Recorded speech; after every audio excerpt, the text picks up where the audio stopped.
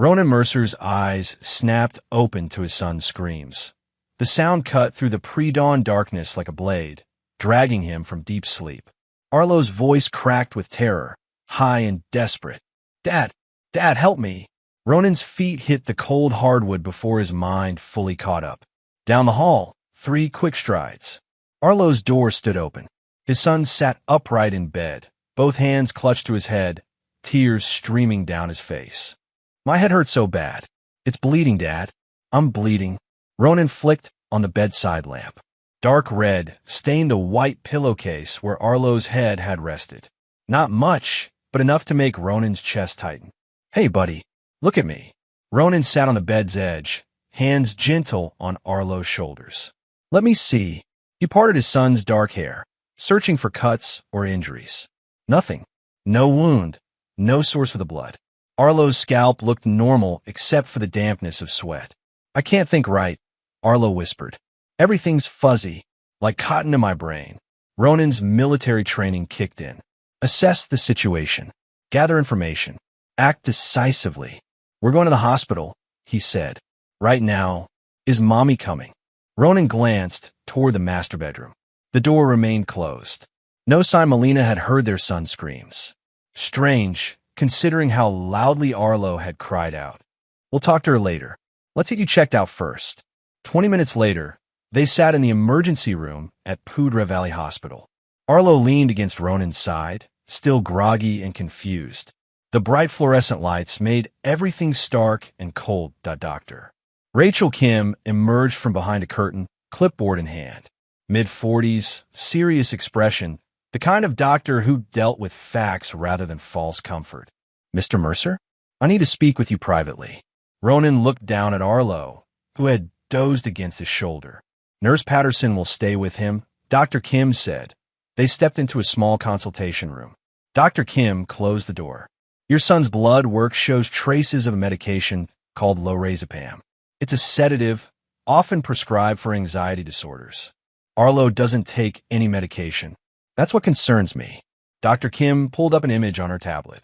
"This is his CT scan. See these small areas here? They indicate minor neurological trauma. Repetitive trauma."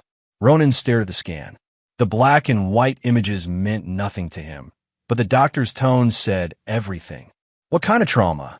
"The pattern suggests regular interference with normal brain activity during sleep cycles. Someone has been giving your son sedatives and possibly other substances over an extended period." The room seemed to shrink around Ronan. His hands clenched into fists. "How long?" "Based on what I'm seeing, several weeks at minimum. Possibly months." Dr. Kim's voice softened slightly.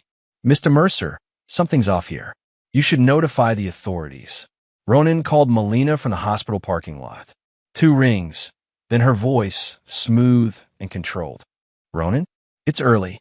Is everything okay?" Arlo's in the emergency room. He woke up with blood on his pillow and couldn't think straight. A pause. Too long. "Blood? Oh no. Is he hurt?"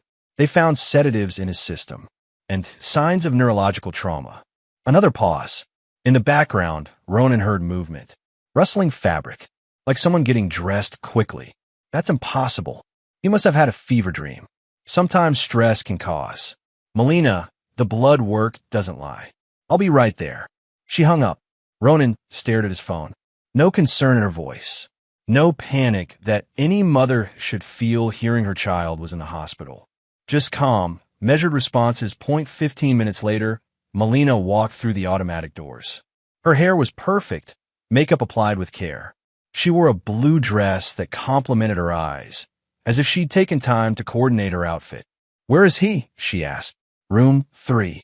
But the doctor wants to keep him for observation." "Observation? For what?" "Children have nightmares, Ronan. It's normal. The blood work isn't normal." Melina's jaw tightened almost imperceptibly. She'd always been good at controlling her expressions, but Ronan had learned to read the small signs after 11 years of marriage. "I want to see him," she said. They walked to Arlo's room together. Their son sat up in bed, more alert now, coloring in a book a nurse had given him. "Mommy." Arlo reached for her. Melina hugged him, but Ronan noticed how quickly she pulled away. how she avoided touching his head where the blood had been.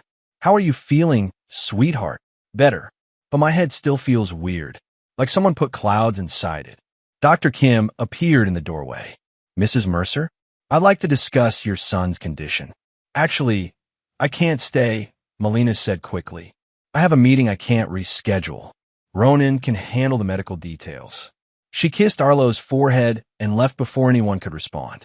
Ronan watched her go, something cold settling in his stomach.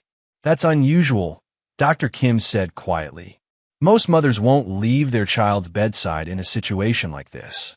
2 hours later, Ronan drove home with Arlo sleeping in the back seat. The house felt different somehow. Emptier. He carried his son upstairs and tucked him into bed, this time in the guest room.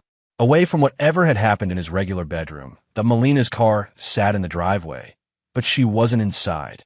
Ronan found a note on the kitchen counter, "Gone to run errands." Back later. He searched the house methodically. In the garage, behind a stack of old cardboard boxes, he found Melina's purse.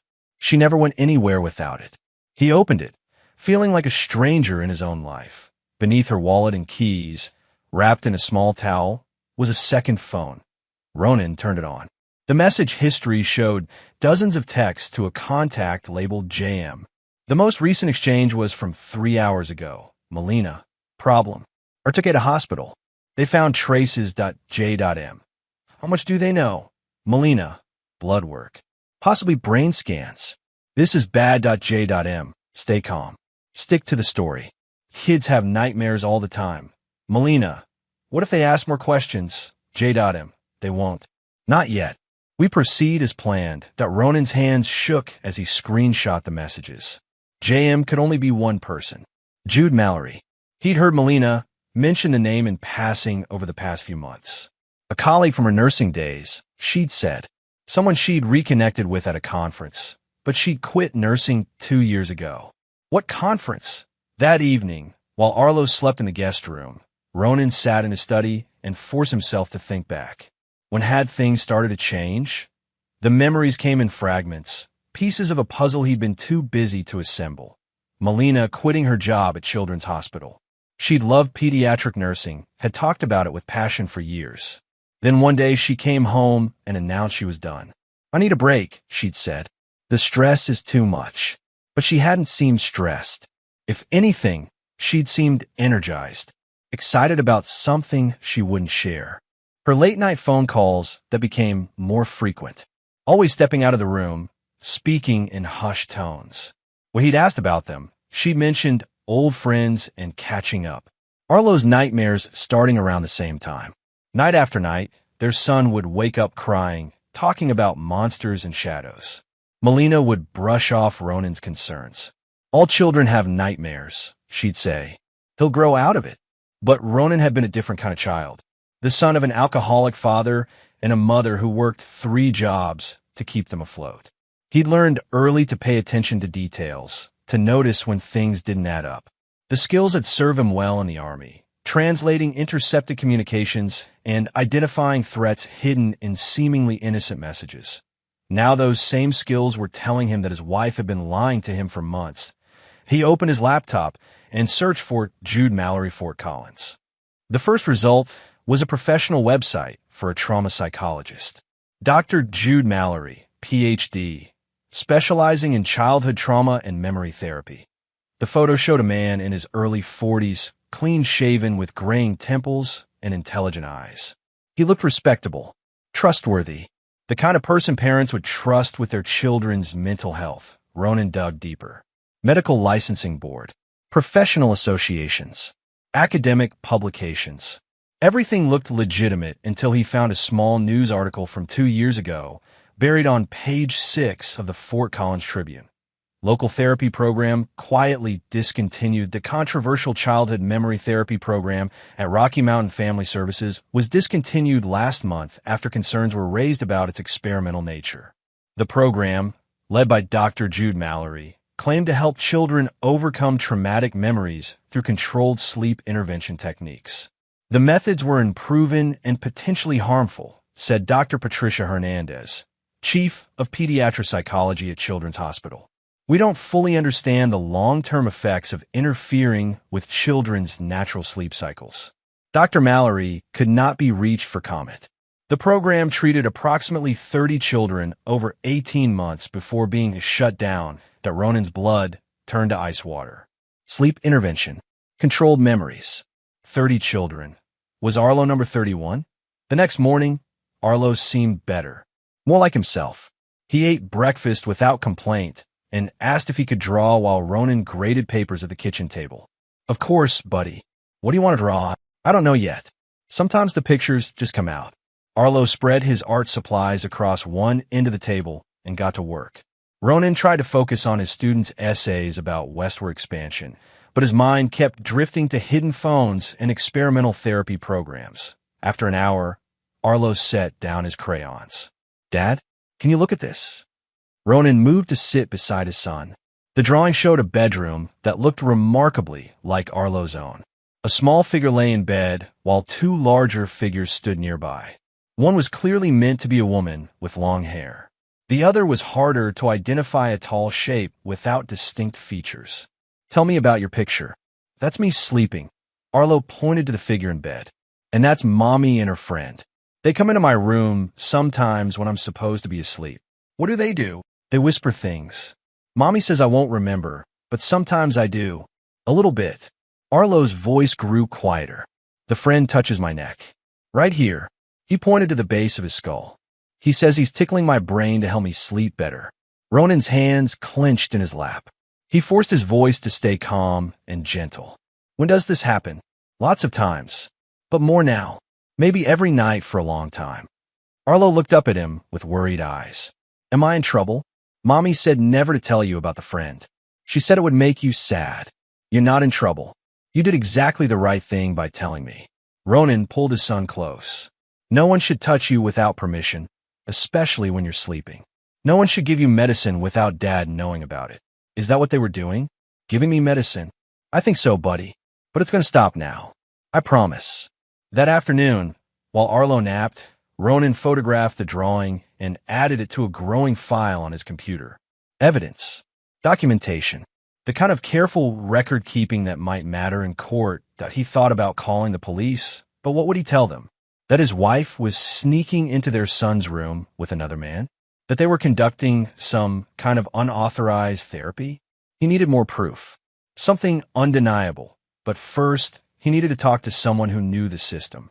Someone who could tell him what he was really dealing with. Detective Cyrus Blaine agreed to meet at a coffee shop downtown, away from the police station.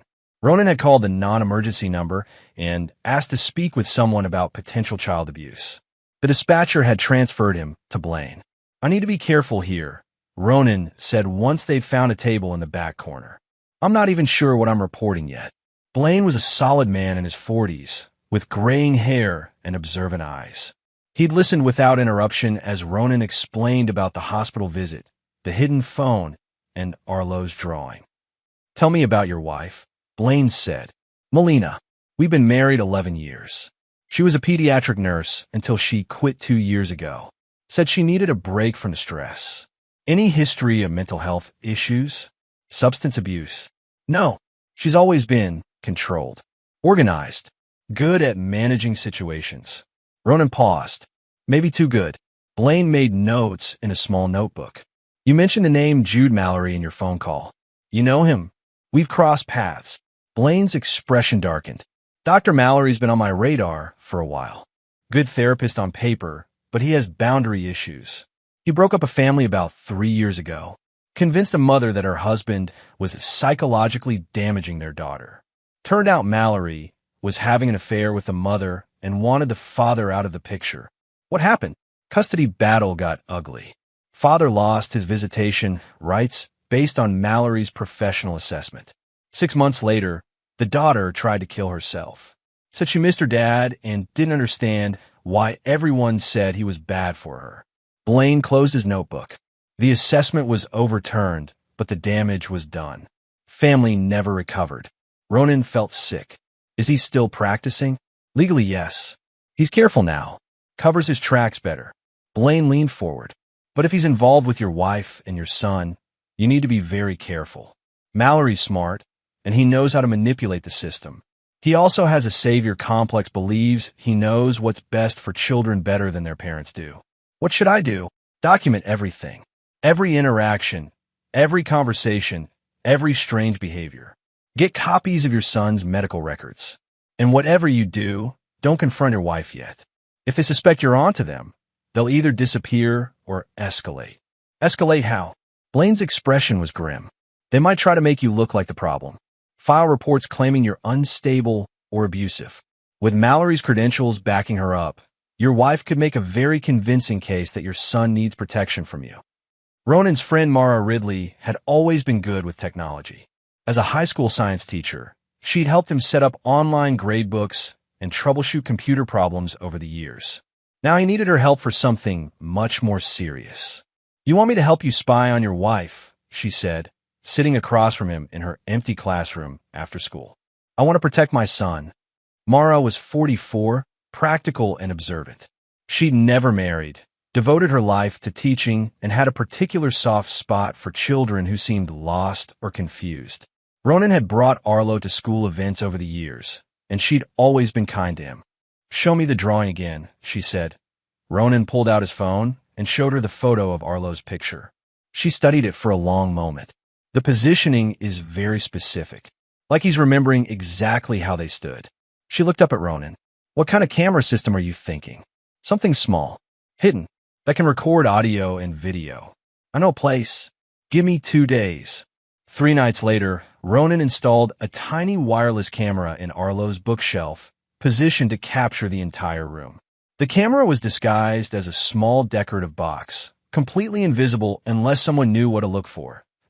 He also installed an app on his phone that would alert him to any motion in the room between 10 p.m. and 6 a.m. On the first night, nothing happened. On the second night, Arlo slept peacefully through the night for the first time in weeks. On the third night, Ronan's phone buzzed at 11:43 p.m. He opened the camera app and watched in real time as his wife entered their son's room. She moved quietly, like someone accustomed to not being caught. In her hand was a small syringe. Ronan's breath caught in his throat. He wanted to charge down the hall and stop her, but Blaine's words echoed in his mind. "Document everything." Melina approached Arlo's bed and sat on the edge. She whispered something Ronan couldn't hear through the phone's small speakers, then gently tilted Arlo's head to expose his neck. The injection was quick and practiced. Arlo stirred slightly, but didn't wake. Melina smoothed his hair and whispered again, then pulled out her phone.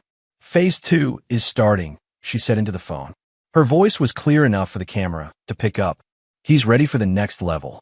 A male voice responded, tinny through the phone speaker. "How long until he's fully under?" 5 minutes. Maybe less. "The dosage is stronger tonight." "Good. Remember, we need to establish the new memory before the old ones can resurface. This is the critical phase." "I understand. But what if Ronan becomes suspicious?" "He already is suspicious. That's why we need to accelerate the timeline. By the time he figures out what's happening, it will be too late to reverse." Melina ended the call and waited beside Arlo's bed. After a few minutes, she began speaking in a low, rhythmic voice. "Your father isn't safe, Arlo. He gets angry and says hurtful things. You're scared of him sometimes. You feel safer with Mommy and Dr. Jude. We're the ones who protect you."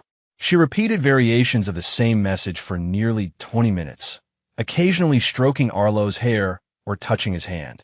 The whole thing looked like a twisted version of bedtime comfort. Finally, she stood up and left the room. Ronan immediately saved the video file and sent a copy to a secure email account he'd set up specifically for evidence. His hand shook as he set down the phone. What he'd just witnessed wasn't just abuse, it was systematic psychological manipulation designed to turn his son against him. The next day, while Melina was out and Arlo was at school, Ronan searched the house more thoroughly. In the back of Melina's closet, behind a box of old shoes, he found a manila folder filled with documents. The first page was a treatment protocol titled Project Reset, Memory Intervention for Traumatized Children. The letterhead showed Rocky Mountain Family Services, and Dr. Jude Mallory's name appeared as the primary researcher. Ronan read with growing horror. The goal of Project Reset is to help children overcome traumatic memories by replacing them with more positive associations during the vulnerable REM sleep phase. By introducing carefully controlled pharmaceutical interventions combined with guided suggestion therapy, we can effectively rewrite traumatic experiences and improve long-term psychological outcomes. Subjects will receive nightly treatments over a period of 8 to 12 weeks, with dosages adjusted based on individual response rates. Memory replacement therapy should begin once subjects reach optimal receptivity levels, typically achieved after 2 to 3 weeks of pharmaceutical conditioning. Volunteer nurses will assist with home-based treatments for subjects whose family situations allow for controlled environments. The file contained detailed records on dozens of children. Names, ages, treatment schedules, and progress notes. Near the back, Ronan found Arlo's file. Subject 31. Arlo Mercer, age 8, presenting issue. Mild anxiety, occasional nightmares, family situation. Parents married but emotionally distant. Father works long hours, minimal engagement with subject. Mother reports feeling isolated and concerned about psychological development. Treatment began October 15th, volunteer nurse. Melina Mercer, subject's mother. October 15th was 2 months ago. 2 months of nightly injections and psychological manipulation. The progress notes were written in clinical language, but they painted a clear picture. Week 2, subject showing increased dependency on mother figure. Responds well to pharmaceutical intervention. Father-child bond appears to be weakening as intended. Week 4, subject now requires daily medication to achieve normal sleep patterns. Memory modification sessions producing positive results. Subject expresses increased anxiety about father's behavior. Week 6, breakthrough achieved. Subject spontaneously expressed fear of father during modified sleep state. Ready to begin phase 2 of memory replacement. Week 8, subject now consistently reports negative associations with father figure during conscious hours. Mother reports subject asking to sleep in her room for safety. Phase 2 proceeding ahead of schedule. Ronan sank into a chair, the papers scattered around him. They had been systematically destroying his relationship with his son for 2 months, turning Arlo against him through drugs and psychological manipulation. But why? What was the end goal? He found the answer in the final document in the file. A custody modification petition, already filled out and ready to be filed. It claimed that Ronan was emotionally abusive and that Arlo was afraid of him. It requested full custody for Melina and supervised visitation only for Ronan. The petition was signed by Dr. Jude Mallory as a witness to Arlo's therapeutic disclosures. Armed with the knowledge from the hidden files, Ronan requested copies of Arlo's medical record from their family doctor. What he found there made him even angrier. Someone had been altering the records. Recent entries showed appointments that had never happened, notes about behavioral concerns that were completely fabricated, and recommendations for psychological evaluation that no doctor had ever discussed with Ronan. The alterations were subtle but consistent. They painted a picture of a child in psychological distress because of his home environment. References to father-child conflict and anxiety around paternal figure appeared in notes from appointments where Arlo had been perfectly happy and healthy. Ronan cross-referenced the dates with his own calendar. Several of the fake appointments occurred when he was at work and Arlo was at school. Impossible meetings that existed only on paper. He called Dr. Henderson's office. "I need to speak with someone about my son's medical records. There appear to be some errors." The receptionist put him through to the nurse manager. "Mr. Mercer, what kind of errors are you seeing?" "Appointments that never happened. Notes from visits we never made." A pause. "That's very unusual. Let me pull up the file." "Oh, I see what you mean." These entries were all made remotely, using Mrs. Mercer's access credentials from her nursing background. "My wife has access to my son's medical records. As a former pediatric nurse, she has emergency access privileges for family members. It's fairly standard, but she's not supposed to create new entries without physician oversight." Ronan felt the familiar cold rage building in his chest. Melina had been using her medical credentials to fabricate evidence of abuse. creating a paper trail that would support the custody petition hidden in her closet. I want those records flagged and locked, he said. No one should be able to alter them without my written permission. Of course. I'll also need to report this to our compliance department. Falsifying medical records is a serious violation. Good, Ronan thought. Let them investigate. Let them find the trail of lies and manipulation. But he still needed more evidence. The kind that would stand up in court and protect Arlo permanently. The confrontation started at breakfast. Arlo had been quieter than usual for the past few days, picking at his food and giving Ronan strange looks. The drugs and psychological manipulation were clearly affecting him, but Ronan couldn't risk stopping the surveillance yet. He needed to catch them in the act with undeniable evidence. Dad, Arlo said quietly, are you mad at me? Of course not, buddy. Why would you think that? I don't know. Sometimes I feel like you might be mad, but I can't remember why. Melina looked up from her coffee with what appeared to be concern, but Ronan caught the calculating look in her eyes. Arlo, honey, sometimes people have feelings that are hard to understand, she said. It's okay to feel confused. What does that mean? Ronan asked. Children pick up on tension in the household. If there's conflict between parents, kids often blame themselves. What conflict? What are you talking about? Melina's expression became carefully neutral. You've been very angry lately, Ronan.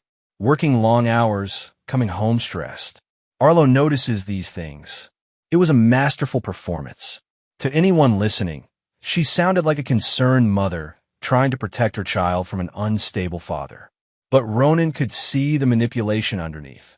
I haven't been angry, he said carefully. I've been concerned about Arlo's health. The emergency room visit was 3 days ago. The doctors said he was fine. Maybe it's time to let it go. They said he had sedatives in his system. They said there were traces of something that might have been a sedative. Could have been anything. Children get into things. You know how curious Arlo is. Arlo looked back and forth between his parents, confusion clear on his face. I didn't get into anything, he said. Of course not, sweetheart, Melina said quickly. But sometimes our minds play tricks on us when we're sleepy or having bad dreams. That afternoon, while Arlo was at school, Ronan made his decision. He called his lawyer and filed an emergency protective order requiring Melina to stay away from Arlo until a court hearing could be scheduled. He also officially pulled Arlo from school, citing safety concerns. When Melina came home and found the legal papers on the kitchen counter, her mask finally slipped. You bastard, she said, her voice cold and sharp. You have no idea what you're doing. I know exactly what I'm doing. I'm protecting my son from whatever sick game you and Mallory are playing. Game? She laughed, but there was no humor in it. Ronan, Arlo is damaged. He needs help. Professional help. I'm trying to save him from becoming like you. Like me, emotionally shut down, unable to connect with people. Do you know what it's like living with someone who treats his family like a military assignment? Arlo needs warmth and understanding, not your cold analysis of everything. So you decided to drug him and fill his head with lies. I decided to get him the help he needs before it's too late. Her voice rose. He's not safe with you, Ronan. I'm doing what's best for him. By turning him against his father. By protecting him from father who doesn't know how to love him properly. The words hung in the air between them. 11 years of marriage. And she just revealed what she really thought of him. Not that he was imperfect or distant, but that he was fundamentally incapable of loving his own son. Pack a bag, he said quietly. You have 2 hours to get out of this house. You can't throw me out. This is my home too. Read the protective order. You're not allowed within 500 feet of Arlo. That includes this house. She stared at him for a long moment, and he saw something dangerous flicker in her eyes. This isn't over, she said. You have no idea who you're fighting. As if summoned by her words, the doorbell rang.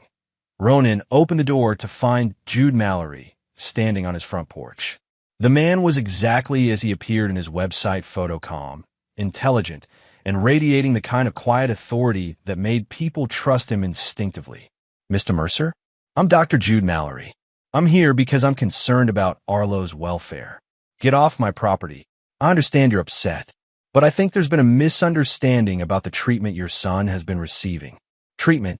Ronan stepped outside and closed the door behind him.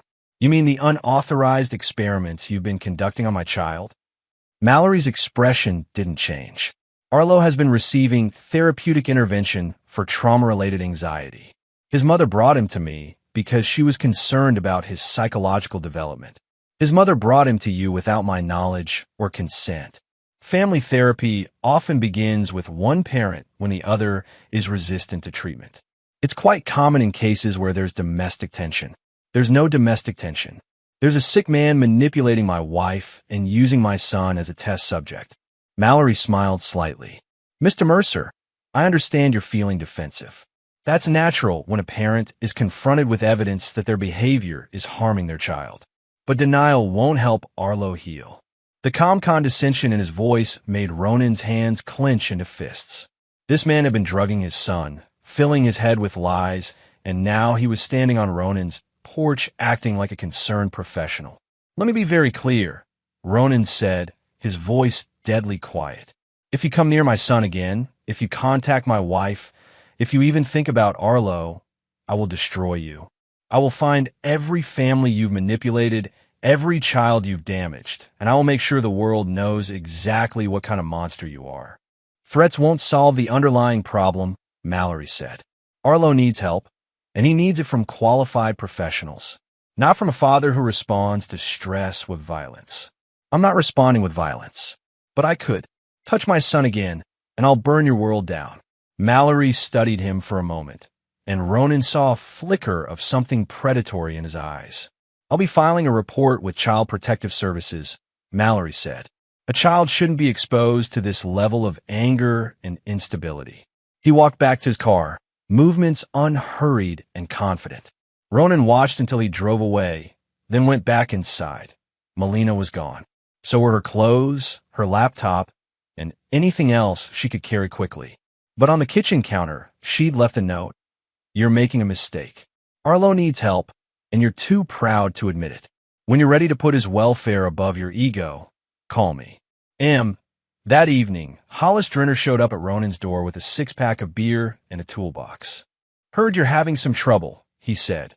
Hollis was Ronan's older half-brother, tough and practical in a way that came from years of hard work and harder choices. He'd served time for assault during his own custody battle years ago, when his ex-wife's boyfriend had hit his daughter and Hollis had responded with his fists instead of the legal system. How did you hear? Small town. Word gets around when someone files a protective order. Hollis set the beer on the coffee table and opened his toolbox. Figure you might need some help securing the house. Maybe some other things too. They spent the next hour changing locks and installing additional security measures.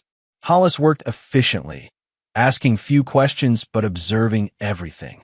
This Dr. Mallory, he said while installing a motion sensor on the back door. I've been asking around. He's got a reputation. What kind of reputation? The kind where parents end up divorced and kids end up confused about who they can trust. Hollis tested the sensor. 3 families in the past 2 years. Same pattern every time. Mother starts therapy with him. Suddenly realizes her husband is psychologically damaging the children. Father loses custody. Mother gets a new boyfriend who happens to be very understanding about her situation. He's running some kind of scam. More than that. Guy's got a God complex. Really believes he's saving these kids from their fathers. Problem is, he only sees what he wants to see. Hollis closed his toolbox. Question is, what are you going to do about it? Detective Blaine says I need to catch them in the act. Get evidence that will stick in court. Evidence is good, but evidence takes time, and these people aren't going to wait around for you to build a case. Hollis sat down and opened a beer. They're going to escalate. Push harder. Try to make you react in a way that proves their point about you being unstable. So what do you suggest? Get ahead of them. Control the narrative before they can spin it. The next day, Mara Ridley arrived with her laptop and a grim expression. I got into Mallory's computer, she said without preamble. How? He uses the school district's network for some of his research. Guest access for visiting professionals. I created a back door during his last visit. She opened her laptop and showed Ronan a screen full of files. What I found is going to make you sick. The files contain detailed research data on something called memory reconstruction therapy. Dozens of case studies, all involving children between the ages of 6 and 12. The methodology was described in clinical language, but the reality was horrifying. Children were given pharmaceutical cocktails designed to make them highly suggestible during sleep. While in this state, therapists would use guided suggestion to implant false memories or modify existing ones. The goal, according to the research, was to optimize family dynamics by removing traumatic associations and replacing them with more positive relationships. "Look at this," Mara said, pointing to a specific file. Success rate calculations. The data showed that 73% of children subjected to the therapy became permanently estranged from their targeted parent. 89% developed closer relationships with the therapeutic parent and associated adults. But buried in the footnotes was another statistic. 67% of subjects showed signs of long-term psychological damage, including depression, anxiety, and difficulty forming healthy relationships as adults. "He's not trying to help these kids," Ronan said. "He's destroying them." It gets worse. Mara scrolled down to another section. Financial records. Look at how much money these families paid for therapy sessions. Then look at this. She showed him a spreadsheet tracking payments to volunteer nurses and research assistants. Melina's name appeared regularly, with payments of $2,000 per month for the past 6 months. "She's been getting paid to experiment on our son." "Ronan," Mara's voice was quiet. "There's something else. I found communications between Mallory and someone at Child Protective Services. They're planning to have Arlo removed from your custody permanently. The paperwork is already being prepared." Detective Blaine studied the evidence Ronan had gathered and shook his head. "This is solid," he said, "but it's not prosecutable yet." They sat in Blaine's office at the police station, surrounded by printouts, photographs, and video files that documented months of abuse and manipulation. "What do you mean it's not prosecutable?" Most of this evidence was gathered without warrants. The hidden camera footage, the computer files Mara accessed, even searching your wife's belongings, a good defense attorney will get it all thrown out. So they get away with it? Not necessarily. But we need to catch them in the act, with your son present, in a way that gives us probable cause for arrest and seizure of evidence. Blaine leaned back in his chair. "We need them to commit a crime while we're watching, legally." "How?" "We need you to give them an opportunity. Let them think they've won, that you're giving up. Then when they make their move, we'll be ready." Ronan felt sick at the thought. "You want me to use Arlo as bait? I want us to catch them before they disappear or escalate to something worse. Right now, they're confident they can manipulate the system. Mallory's been doing this for years without consequences. But if they think you're backing down, they might get careless. What if something goes wrong? What if they hurt him? We won't let that happen. You'll be wired, we'll have surveillance teams in place, and the moment they do anything to harm Arlo, we move in." Blaine's expression was serious. "But I need you to understand the risk. If we don't stop them now, with evidence that will stick, they'll find a way to take Arlo away from you permanently. And once they have legal custody, they can do whatever they want to him." Ronan stared at the photos on the desk. His son's drawing. Screenshots of the therapy protocols. Medical records that had been falsified to make him look like an abusive father. "What would I have to do?" "Call your wife. Tell her you're overwhelmed and you're ready to admit that Arlo needs help. Agree to supervise visitation with Mallory present. Make them think you're broken. And then we wait for them to make a mistake." Ronan stared at his phone for 10 minutes before making the call. Every instinct told him this was wrong, that he was putting Arlo in danger. But Detective Blaine was right. If they didn't stop Mallory and Melina now, legally and completely, they would find another way to take his son. Melina answered on the second ring. "Ronan, I didn't expect to hear from you." Her voice was carefully neutral, but he could hear the hope underneath. She thought she was winning. "I've been thinking about what you said, about Arlo needing help." A pause. "And maybe I've been too stubborn, too proud to admit that I don't know how to help him." The words tasted like poison, but he forced them out. "I'm scared, Melina. He's been having more nightmares, and he seems afraid of me sometimes. I don't know what I did wrong." "Oh, Ronan." Her voice softened with what sounded like genuine sympathy. "You didn't do anything wrong. You just You're not equipped to handle a child with Arlo's sensitivity. It's not your fault. Dr. Mallory said he could help with supervised visits. He did. When did you talk to Jude? He came by the house. I was angry at first, but after he left, I started thinking about what he said. About Arlo needing professional help. That must have been hard for you to hear. It was. But if it means helping Arlo. Ronan let his voice break slightly. I just want him to be okay. I want him to stop being afraid. He doesn't have to be afraid anymore. Jude has a place where we can work with Arlo in a controlled environment. Somewhere safe where he can start to heal. What kind of place? A cabin up near Estes Park. It's quiet and private, designed specifically for therapeutic retreats. Arlo could spend a long weekend there, and Jude could work with him intensively. Help him process whatever's been causing his anxiety. Ronan closed his eyes. A private location, away from witnesses. Perfect for whatever they had planned for the final phase of their experiment. Would you be there too? Of course. And you could visit under supervision. Jude thinks it would be helpful for Arlo to see you trying to be part of his healing process. When? This weekend. I know it's short notice, but Jude has an opening, and he thinks it's important to move quickly while Arlo is in a receptive state. Receptive state, meaning drugged and psychologically manipulated. Okay, Ronan said. Let's do it. After ending the call, he immediately contacted Detective Blaine. Within 2 hours, they had a plan in place. Ronan would be fitted with recording equipment. Unmarked surveillance vehicles would follow them to the cabin. The moment Mallory or Melina did anything that constituted child abuse, the police would move in. Remember, Blaine said as they tested the recording equipment, you need to get them to talk about what they've been doing. The more they say on tape, the stronger our case becomes. What if they suspect something? They won't. You've given them exactly what they wanted, a broken father admitting he can't handle his son. They'll be so focused on their victory that they won't notice the details. That evening, Ronan sat with Arlo and tried to explain without explaining. You're going to spend the weekend with Mommy and Dr. Mallory at a cabin in the mountains. Are you coming too? For part of it. But there might be times when I'm not there, and you need to remember something very important. Ronan knelt down so he was at eye level with his son. No matter what anyone tells you, no matter what they say about me or about our family, I love you. I will always love you, and I will always come for you. Do you understand? Arlo nodded, but his eyes were confused. Are you going away? No, buddy. I'm not going anywhere. But sometimes grown-ups say things that aren't true, and I want you to remember what is true. You and me, we're a team. Always.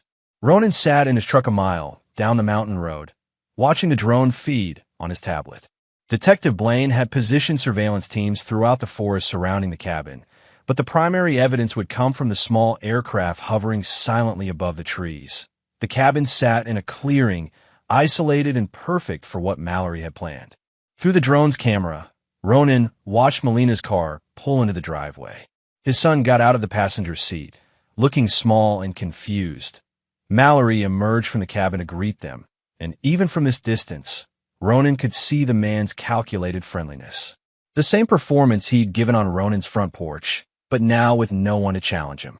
Audio check. Blaine's voice came through Ronan's earpiece. We're getting clear feed from the cabin's interior. All recording equipment is functioning. Ronan watched as the three figures disappeared inside.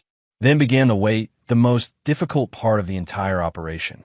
Every instinct told him to storm the cabin and get his son out of there.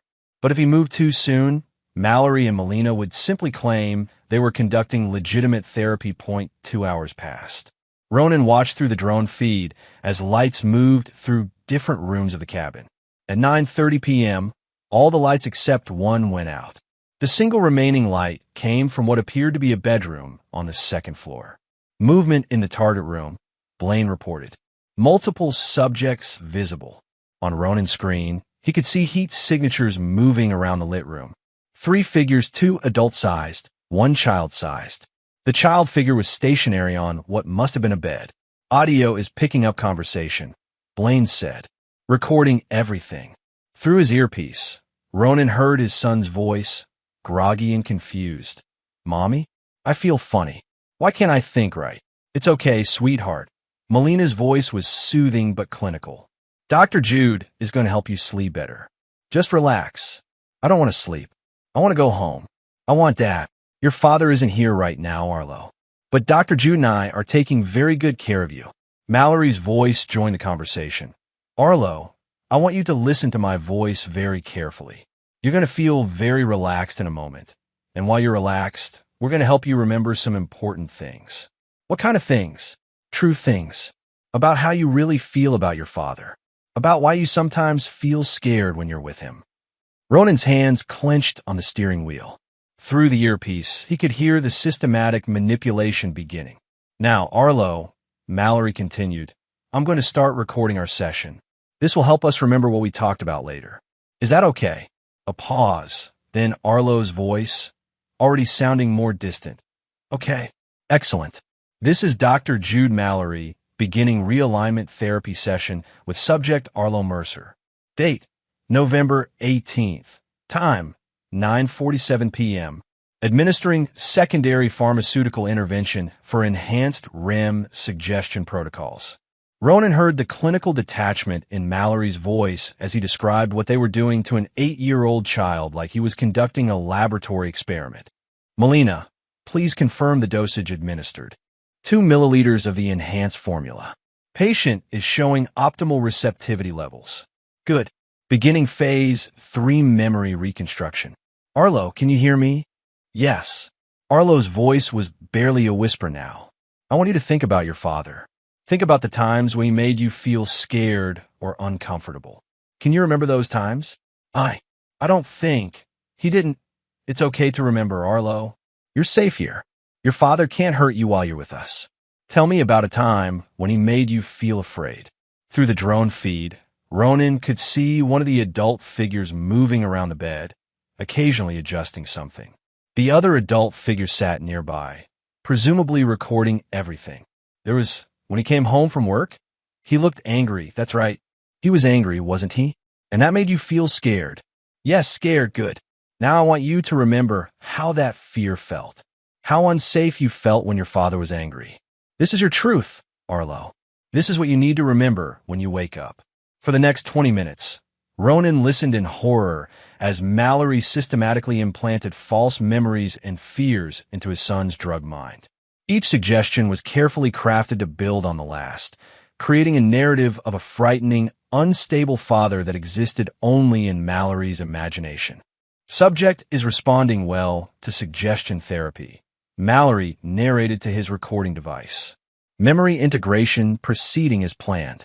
By morning, the artificial fear responses should be permanently integrated with the subject's core emotional patterns. How long until full integration? Melina asked. With this dosage and the intensive session length, the process should be irreversible within 6 hours. When he wakes up, Arlo will genuinely believe his father poses a threat to his safety. And if the father tries to counteract the programming, any attempts at reassurance will be interpreted as manipulation. The subject has been conditioned to mistrust anything his father says. The programming is self-reinforcing. Ronan pulled off his earpiece, unable to listen to any more. These people were destroying his son's mind with the same casual professionalism that surgeons might remove an appendix. Move in, he said into his radio. Move in now. Mallory pressed play on the device, and Arlo's voice filled the room. I don't want to go home to Dad. He scares me. I wish Dr. Jude was my dad instead. He's nicer, and he understands me better. Mommy, can we stay here forever? I don't want Dad to come get me. What if he gets angry about the things I said? Dr. Jude, will you protect me from Dad? I'm scared he might hurt me if he finds out I told the truth about him.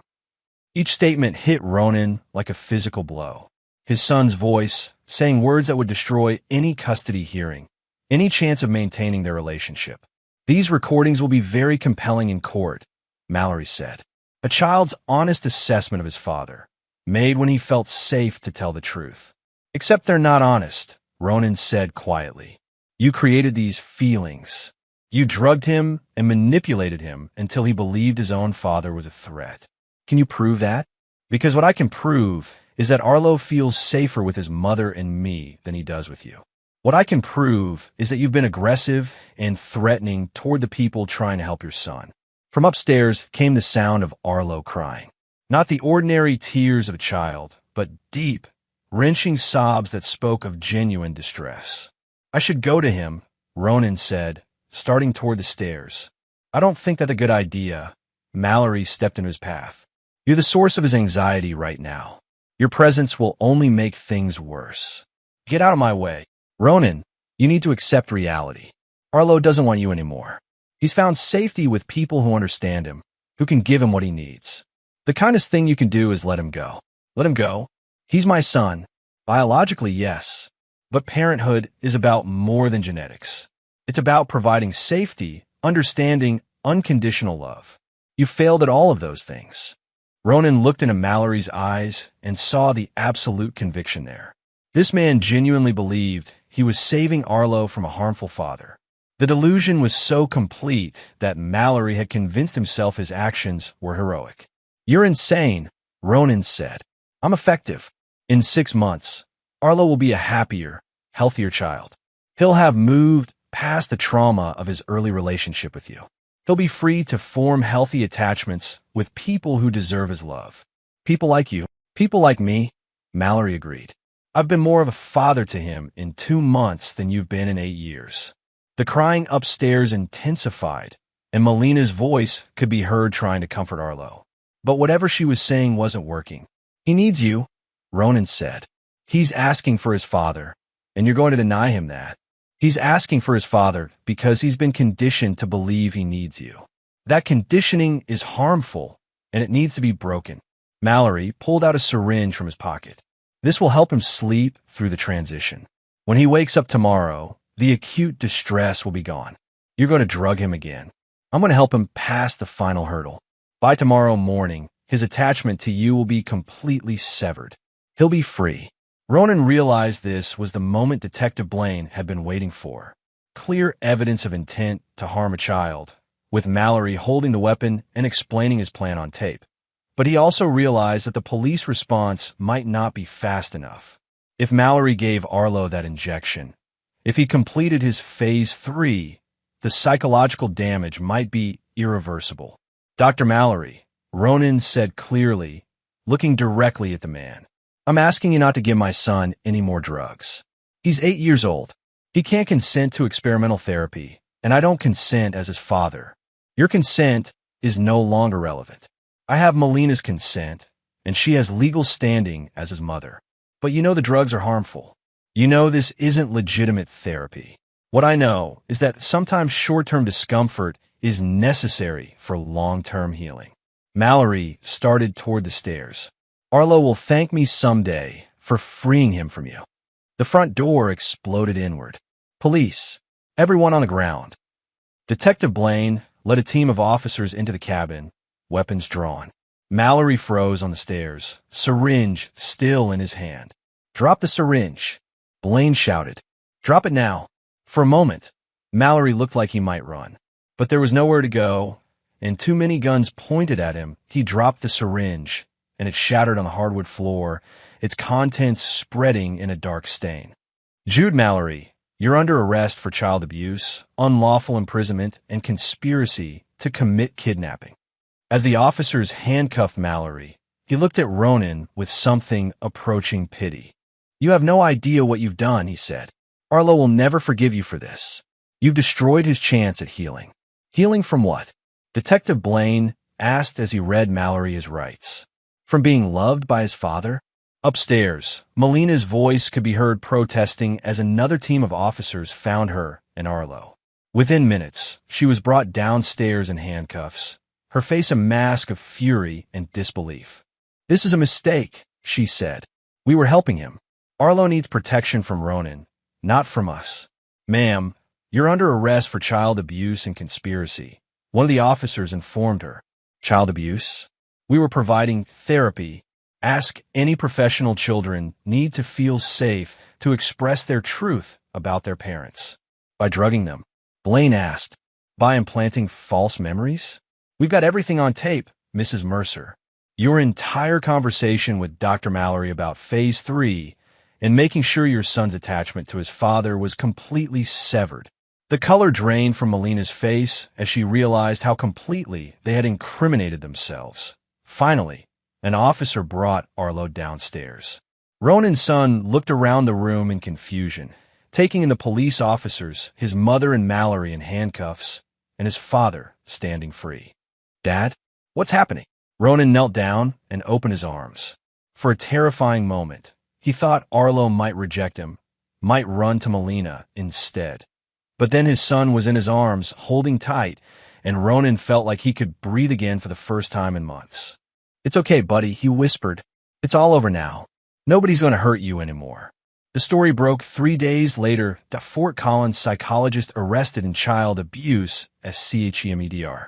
Jude Mallory and accomplice Melina Mercer accused of conducting unauthorized experiments on children. The local news coverage was extensive, but within hours the story had been picked up by national outlets. The idea of a respected psychologist systematically manipulating children's memories struck a nerve with parents across the country. That'd be why the end of the week, the FBI had opened an investigation into Mallory's entire patient history. They found evidence of similar schemes involving at least 15 other families over the past 3 years. More damaging was the discovery of Mallory's research data on Mara's laptop. The detailed documentation of his methods, the financial records showing payments to accomplices, and the clinical notes describing children as subjects rather than patients painted a picture of systematic abuse disguised as therapy.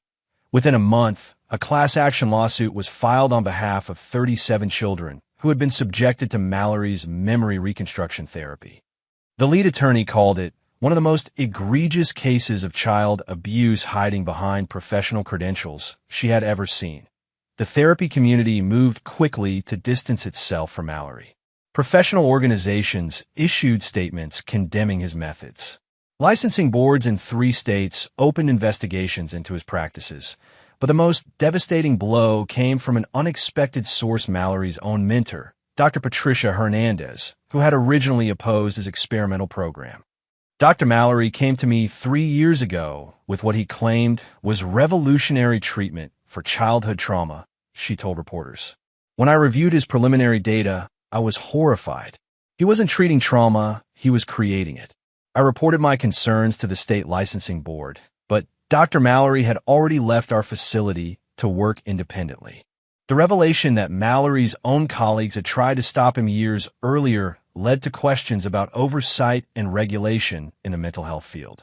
How had one man been able to continue practicing despite multiple warnings about his methods? Melina and Mallory faced federal charges under laws designed to protect children from medical experimentation. The prosecution argued that what they had done went far beyond therapy. It was systematic psychological torture disguised as treatment. 6 weeks after the arrests, Ronan visited Melina in the county jail. She sat across from him in the visitor's room, wearing an orange jumpsuit that made her look smaller and more fragile than he remembered. But when she looked at him, her eyes still held traces of the anger and certainty that had driven her to betray their son. "I didn't think you'd come," she said. "I almost didn't. How is Arlo?" "He's getting better. Real therapy this time, with a doctor who doesn't believe in drugging children or implanting false memories." Melina's jaw tightened. Dr. Mallory was trying to help him. "You may not believe that, but it's true." "Help him? You turned our son into a lab rat. You poisoned his mind against his own father." "I was trying to save him from becoming like you," she said, leaning forward. Cold, distant, unable to connect with people in any meaningful way. "So you decided to destroy his ability to trust anyone."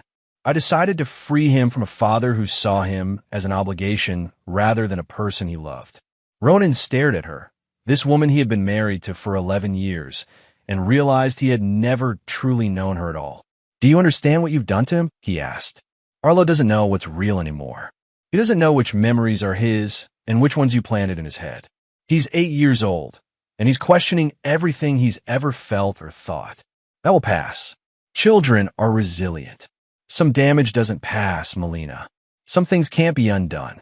She looked at him for a long moment, and he saw something flicker in her expression. Not regret, exactly, but perhaps the first recognition that her actions might have consequences she hadn't anticipated. "I did what I thought was best," she said quietly. "No, you did what Mallory convinced you was best." He manipulated you the same way he manipulated Arlo. The only difference is that you were an adult who chose to go along with it. Jude understood Arlo in ways you never did. He saw his potential, his sensitivity. He saw a vulnerable child he could experiment on. Ronan cut her off. And he saw a lonely, frustrated mother he could convince to help him do it. I wasn't lonely. You were. We both know it. I was working too much. We weren't connecting. And along comes this charismatic doctor who tells you that your husband is the problem and your son needs saving. It must have felt good to be the hero instead of the neglected wife. Melina's composure cracked slightly. Don't pretend you know how I felt. I know you destroyed our family because a manipulative man told you it was the right thing to do. I know you chose to believe that drugging our son was somehow an act of love. Everything I did was for Arlo. Everything you did was for yourself. To feel important, to feel needed, to feel like you were part of something bigger than our boring suburban life. She was crying now, angry tears that did nothing to move him. I know you'll never forgive me, she said. You're right. I won't. Ronan stood up. I'm not here for closure or peace or understanding. I'm here to show you what consequences look like. Ronan, you used my son like a lab rat. You lied, gaslit, and poisoned him. You tried to destroy the most important relationship in his life because it made you feel powerful. He looked down at her with no warmth, no sympathy. I don't forgive you. I'm not here for peace. I'm here to make sure you understand that your choices have destroyed everything you claim to care about. He turned and walked toward the door. Will you let me see him? She called after him. When this is all over, will you let me try to make amends? Ronan stopped and looked back at her one last time. No, he said simply. You made your choice. Now live with it. 8 months later, Ronan and Arlo lived in a small house in Grand Junction, Colorado. The town was big enough to offer anonymity, but small enough to feel safe. Ronan had found work teaching high school history, and Arlo was thriving in a new school where nobody knew their story. They'd spent the summer hiking in the mountains, fishing in clear streams, and slowly rebuilding the trust that Melina and Mallory had tried to destroy.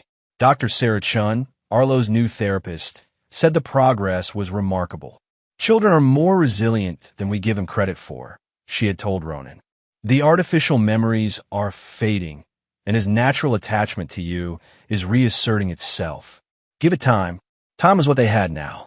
Time to heal, time to rebuild, time to create new memories that belonged only to them. On a Saturday morning in late fall, they were hiking a trail near the Colorado National Monument when Arlo stopped suddenly. Dad! Yeah, buddy. I've been thinking about Mom and Dr. Mallory. Ronan's chest tightened. They rarely talked about what had happened, and he wasn't sure Arlo was ready for that conversation. What about them? Were they really trying to help me, like they said? Or were they trying to hurt me? Ronan knelt down, so he was at eye level with his son. This was the question he had been dreading and preparing for in equal measure. I think they told themselves they were trying to help you, he said carefully. But what they actually did was hurt you. Sometimes people convince themselves that wrong things are right when they want something badly enough. What did they want? Dr. Mallory wanted to prove his theories were correct, even if it meant hurting children to do it. Your mother wanted to feel like she was saving you from something, even though you didn't need saving. Arlo considered this for a moment, kicking at a loose rock on the trail. Did I really say those things about you? The mean things. You said them, but they weren't your real thoughts. They were thoughts that Dr. Mallory put in your head with medicine and tricks. How do I know which thoughts are really mine? It was an 8-year-old's version of a profound philosophical question, and Ronan struggled to find an answer that would help rather than confuse. Your real thoughts are the ones that feel true when you're not scared or confused. Like right now, how do you feel about me right now? Arlo smiled, the first completely natural, unguarded smile Ronan had seen from him in months. I feel like you're my dad, and I love you, and I'm glad we're together. Those are your real thoughts. They continued hiking in comfortable silence for a while. As they reached a viewpoint overlooking the valley below, Arlo suddenly spoke again. Dad, are you ever going to get married again? I don't know. Maybe someday. Why? I just want to make sure you pick someone nice this time. Someone who won't try to change my brain. Ronan laughed, surprised by his son's matter-of-fact assessment. If I ever get married again, You'll get to meet her first and tell me what you think. Deal. Deal. That evening, as Ronan was cleaning up after dinner, he found a letter that had been slipped under their front door. No postmark, no return address. Just his name written in familiar handwriting. He opened it, though every instinct told him to throw it away unread. Ronan, I know you said you never want to hear from me, but I need you to know that I've been getting help. Real help. I understand now that what Jude and I did was wrong. I was confused and angry, and I let him convince me that hurting Arlo was somehow helping him. I don't expect forgiveness, but I want you to know that I'm sorry. I hope someday Arlo can forgive me, even if you can't. The lawyer says I might be eligible for supervised visitation in 2 years if I complete the therapy program, and Ronan stopped reading and carried the letter to the fireplace.